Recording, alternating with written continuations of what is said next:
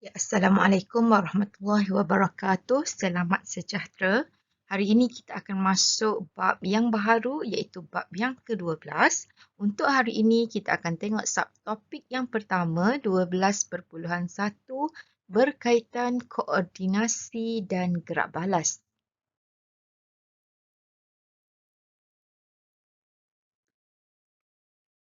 Organisma, kitalah contoh yang paling mudahnya manusia lah kita kan.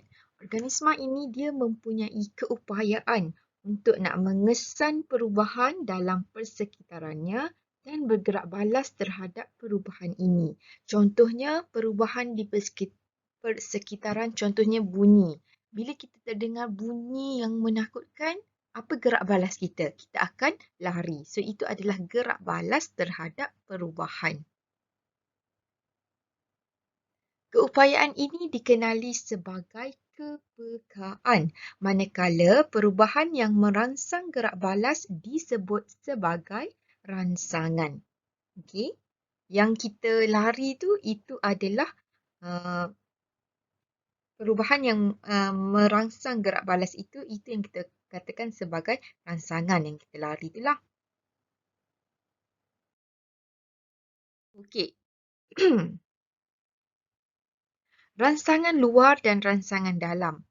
Rangsangan dari persekitaran luar termasuklah cahaya, bunyi, bau, rasa, suhu persekitaran, tekanan dan juga sentuhan. Rangsangan dari persekitaran dalam merangkumi perubahan dalaman badan kita. Contohnya tekanan osmosis darah, perubahan suhu badan, perubahan aras gula dalam darah. So itu adalah rangsangan dalam. Kalau rangsangan luar maksudnya di luar daripada badan kita. Cahaya, bunyi, bau kan. Okay, so tak ada masalah rangsangan luar dan rangsangan dalam. Okay, seterusnya kita tengok koordinasi dan gerak balas. Mamalia mengesan rangsangan melalui sel diria khas yang disebut sebagai reseptor. Nanti kita akan tengok contohnya, contoh situasinya macam mana. Apabila reseptor mengesan sesuatu rangsangan seperti bunyi, rangsangan ini akan ditukarkan kepada impuls saraf. Okey, nanti kita tengok flow dia sekejap lagi. Impuls saraf dihantar ke otak melalui sel saraf ataupun yang kita panggil sebagai neuron.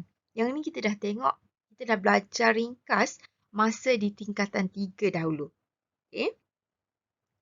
Otak merupakan pusat integrasi yang menterjemah impuls saraf dan mengkoordinasi suatu gerak balas yang sesuai. Maksudnya, bila kita kesan sesuatu rangsangan, contohnya kita kesan bunyi. Okay, bunyi anjing lah contohnya kan. Bunyi anjing. Rangsangan itu dia akan tukarkan kepada impuls saraf. Impuls ni arahan. So, dia akan tukar kepada impuls saraf. Bahasa mudahnya lah kan arahan. So, impuls saraf ini dia akan hantar ke otak melalui neuron. So, apa yang sampai di otak adalah apa yang kita dengar. Contohnya, kita dengar tadi bunyi anjing. So, apa yang sampai kita dapat sebut itu adalah bunyi anjing, sebenarnya disebabkan oleh neuron tersebut telah sampai di otak dan telah diterjemahkan. Sebab tu kita boleh cakap itu adalah bunyi anjing. Sebenarnya sebab otak kita dah terjemahkan bunyi tersebut. Katalah otak kita tak berfungsi. Impuls saraf tu tak sampai ke otak. Kan? Sel saraf kita masalah, neuron kita masalah tak sampai ke otak. Jadi kita tak boleh nak detect itu bunyi apa. Jadi sebenarnya kita boleh bagi tahu itu adalah bunyi anjing, itu adalah bunyi ambulans, itu adalah bunyi tangisan adik kita sebabnya otak kita dapat tafsirkan. Okay, yang poin paling last ni, otak merupakan pusat integrasi yang menterjemah impuls saraf dan mengkoordinasi sesuatu gerak balas yang sesuai. Okay. Next. Gerak balas merujuk kepada cara organisma bertindak selepas mengesan sesuatu rangsangan. Sama ada lari, sama ada kalau kita dengar phone, kita akan jawab phone. Kalau kita dengar adik menangis, kita lari pergi ke adik untuk ambil. So itu adalah untuk ambil dia. So itu adalah gerak balas. So gerak balas ini merujuk kepada cara macam mana kita bertindak terhadap rangsangan tersebut. Kan? So, bahagian badan yang melakukan gerak balas tersebut dikenali sebagai efektor. Contohnya, kalau kita terdengar bunyi phone, kan? So, gerak balas kita, rangsangan adalah bunyi phone. So, gerak balas kita ambil phone tersebut guna apa? Guna tangan. So, tangan itu adalah sebagai efektor. Okay. So, contoh efektor adalah otot dan kelenjar. Okay, bila kita ambil menggunakan tangan tadi kan, so tangan itu adalah efektor. Jangan lupa yang menggerakkan tangan kita. Kita nak ambil barang tu, mesti kita kena gerakkan tangan kan. So, jangan lupa dalam tangan kita tu ada otot. Ada yang mengendur, ada yang mengecut yang boleh menyebabkan berlakunya pergerakan tangan. Sebab tu contoh efektor adalah otot. Okey, ini adalah contoh. Okay, kita tengok komponen utama dan laluan yang terlibat dalam mengesan dan bergerak balas terhadap perubahan persekitaran luar. Okay, kita tengok satu persatu. Rangsangan, yang pertama rangsangan. Rangsangan dari persekitaran luar, contoh yang dibagi kat sini adalah bunyi telefon berdering. Okey. Yang kedua, rangsangan itu akan dikesan oleh reseptor deria dalam organ deria. Maksudnya, organ deria kita apa? Telinga lah kan? Sebab kita dengar bunyi. Okay. Dan akan diubah menjadi impuls saraf. Okay. Bila dah diubah menjadi impuls saraf ini yang ketiga, impuls saraf ini dia akan dihantar melalui neuron deria ke pusat integrasi. So, pusat integrasi ni kat mana? Kat otak lah. Kan? Okay. Kemudian, di otak, impuls saraf ini akan diinterpretasi. Okay? Maksudnya, dia akan proses. Itu adalah bunyi apa. Okay? Interpretasi dan suatu gerak balas akan dicetuskan. Maksudnya, dia bagi idea lah kat kita kan. Nak gerak balas terhadap bunyi telefon berdering tu macam mana. Okay, otak cakap ambil phone tersebut dan jawab. Sebab tu kita buat. Sebenarnya telah ditafsirkan oleh otak. Okay, yang kelima, impuls akan dihantar melalui neuron motor ke efektor. Okay, efektor kita adalah pada otot-otot tangan. Jadi, efektor akan menghasilkan gerak balas. So, gerak balas yang dihasilkan adalah menjawab telefon. Okay. Sebenarnya, semua pergerakan, semua apa yang kita cakap ini adalah dikawal oleh otak. Sekiranya otak kita tak berfungsi, kita tak akan dapat, kalau bunyi sesuatu pun kita tak akan dapat proses. Itu adalah bunyi apa. Contohnya, kita tak dapat nak buat, nak ambil pun phone tersebut. Jadi kita tak tahu nak buat apa bila dengar rangsangan. Kalaulah otak kita tak mentafsir, tak menginterpretasi. So pentingnya mempunyai otak, maksudnya otak yang berfungsi dengan baik lah. Biasanya kalau ada masalah otak ataupun ada masalah saraf, so dia akan berkait dengan rangsangan dan gerak balas ini. Contohnya kalau orang yang ada masalah sel saraf, hilang deria, contohnya pada tapak kaki kan, dia tak rasa apa-apa sebab saraf dia problem, saraf dia ada masalah. Bila dia terpijak paku contohnya, sakit. Kalau orang yang normal terpijak paku, dia akan rasa sakit. Tapi kalau orang yang ada masalah saraf, bila dia terpijak paku, nampak darah banyak-banyak pun, dia tak rasa sakit. Sebab otak dia tak boleh nak tafsir lah sebab saraf dia tu macam tak sampai. Okay? Tak sampai ke otak. Itu untuk orang yang ada masalah kesihatan seperti masalah saraf. Okay? Kalau yang biasa, kalau yang normal, maksud ini adalah keadaan yang normal. Okay?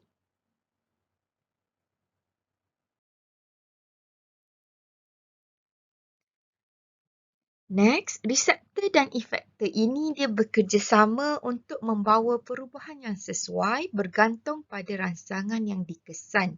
Koordinasi pula adalah proses pengesanan rangsangan oleh reseptor yang berakhir dengan gerak balas yang bersesuaian oleh efektor. So, koordinasi ini satu proses lah, di mana prosesnya adalah dia kesan rangsangan, kemudian dia hasilkan gerak balas yang sesuai oleh efektor lah. Kalau tadi rangsangannya adalah bunyi telefon berdering, gerak balas yang bersesuaian oleh efektor adalah menjawab telefon tersebut.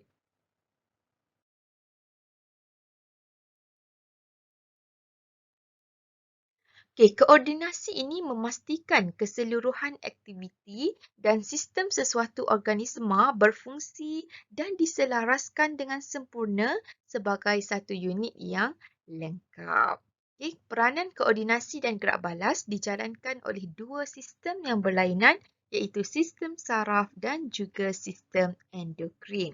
So, dengan adanya koordinasi ini, ia memastikan badan kita keseluruhan aktiviti dalam kehidupan kita berfungsi dan diselaraskan dengan sempurna. Maksudnya koordinasi ni macam saling melengkapi.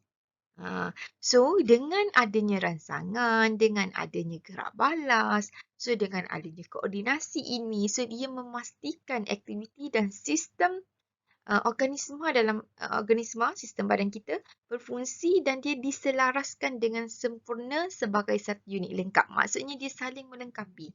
Okay? So dia tak ada mana dulu, mana ni. Maksudnya dia ikut flow sahaja. Dan kalau salah satunya tak ada, dia tak akan lengkap, dia akan memberi masalah kepada sistem badan. Okay? Ini adalah peranan koordinasi dan gerak balas ini dijalankan oleh dua sistem. Sistem saraf dan juga sistem endokrin. Kedua-dua sistem ini bekerjasama untuk mengkoordinasi dan mengawal gerak balas. Okey, sekarang kita tengok komponen utama dan laluan yang terlibat dalam mengesan dan bergerak balas terhadap perubahan persekitaran dalam. Okey. Kalau tadi kita tengok persekitaran luar kan, yang bunyi tadi kan, so itu persekitaran luar. Sekarang kita tengok contoh untuk persekitaran dalam pula. Okey, untuk gambar rajah yang ni, kamu boleh buka buku teks, muka surat 217. Okey, kod nampak dengan lebih jelas lagi lah sebab kod dalam gambar dalam ni kecil. Okey, pertama, rangsangan dari persekitaran dalam. Contoh dalam gambar ini adalah tekanan darah meningkat semasa berlari. Okay.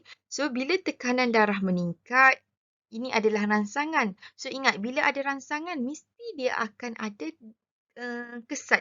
Maksudnya, dia dikesan oleh siapa. Okay.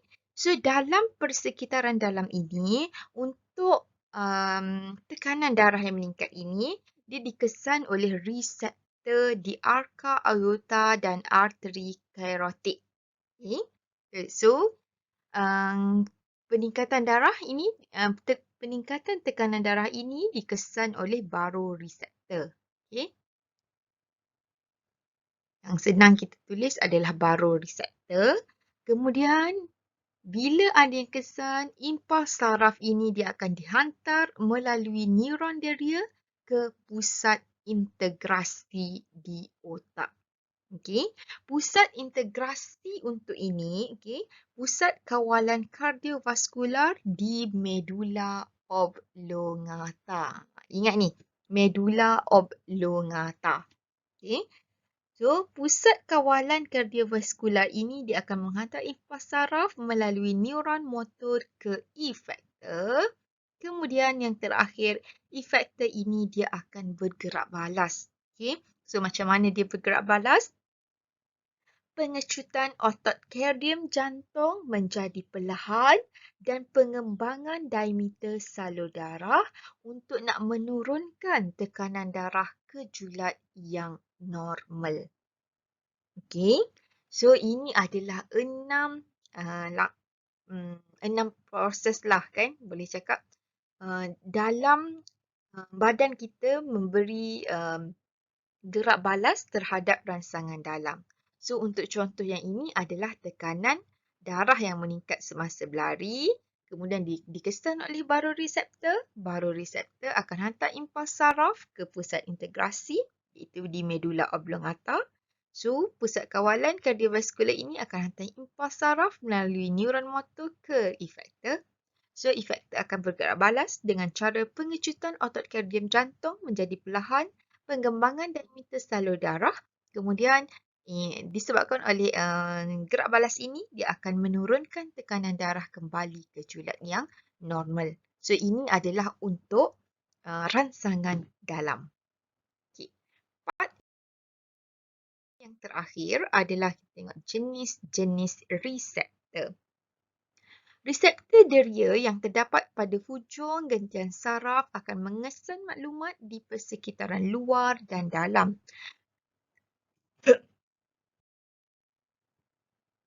Lokasi reseptor bergantung pada jenis rangsangan yang dikesan. Setiap jenis reseptor biasanya peka terhadap jenis rangsangan tertentu. Nanti kita tengok senarai jenis reseptor. Misalnya, reseptor deria yang mengesan rangsangan luar terdapat dalam organ deria khas seperti mata, hidung, lidah dan kulit.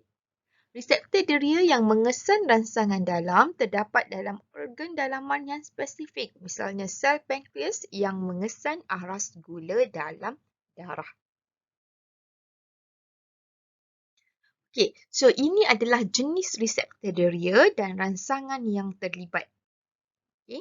Fotoreseptor rangsangan terhadap cahaya, termoreseptor suhu, kemoreseptor rangsangan terhadap bahan kimia, baroreseptor perubahan tekanan. Yang tadi tu kan yang kita tengok tekanan darah. So dia dikesan oleh baroreseptor.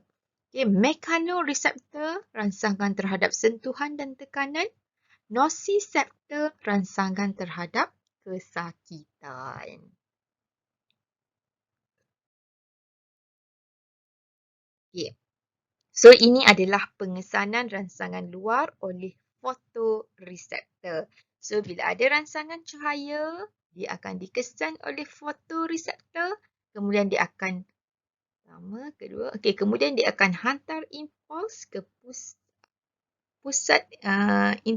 yang ketiga, neuron deria, saraf optik. Kemudian dia akan hantar ke pusat integrasi iaitu di otak. Okay.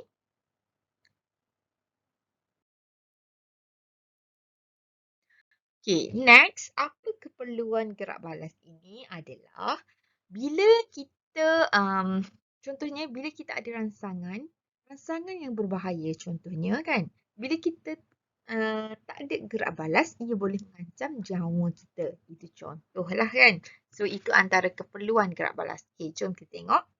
Keupayaan organisma untuk mengesan perubahan dalam persekitaran luar dan bergerak balas terhadap rangsangan tersebut amat penting untuk kemandirian organisma. Bagi sesetengah haiwan, perubahan keadaan iklim yang mendadak mendorong haiwan mencari tempat perlindungan yang baharu. Kalau kata tak ada gerak balas, mungkin haiwan tersebut akan mati. Okay? Disebabkan oleh perubahan iklim. So, perubahan iklim itu adalah perubahan persekitaran. Jadi, bila haiwan tersebut tak bergerak balas, dia duduk je kat situ, tak bergerak, tak berpindah ke mana kan. So, boleh mengancam nyawa. So, bila boleh mengancam nyawa, ia akan menjejaskan kemandirian organisma itu. Jadi, keperluan gerak balas ini antaranya adalah untuk memastikan kemandirian organisma. So, contohnya macam inilah bila berlaku perubahan iklim mendadak menyebabkan haiwan tersebut akan lari mencari perlindungan yang baharu yang sesuai untuk dia hidup. Okey, Seterusnya, keupayaan organisma untuk mengesan perubahan persekitaran dalam juga sangat penting supaya maklumat dapat disampaikan ke pusat integrasi. So, pusat integrasi ini di otak kemudian akan menghantar maklumat kepada efektor untuk bergerak balas terhadap perubahan tersebut. Okey, misalnya apabila suhu badan meningkat melebihi julat normal, so maklumat ini dia akan sampaikan ke pusat integrasi oleh reseptor. Jadi, pusat integrasi ini dia akan hantar impas saraf kepada efektor supaya menurunkan semula suhu badan ke julat yang normal. Kesimpulannya, manusia dan haiwan perlu bergerak balas agar dapat menyesuaikan diri dengan perubahan persekitaran. So, itu pentingnya. Sebenarnya apa yang berlaku dalam badan kita untuk nak mengekalkan keadaan badan kita dalam keadaan yang optimum, sebenarnya adanya gerak balas. Semua itu dikawal oleh otak. Sebab semua arahan akan sampai ke otak. Maksudnya semua impuls tu akan sampai ke otak. Otak akan tafsir dan otak akan hantar impas saraf ke efektor untuk bergerak balas terhadap rangsangan yang ada. Okey, sampai situ sahaja untuk 12.1. Terima kasih.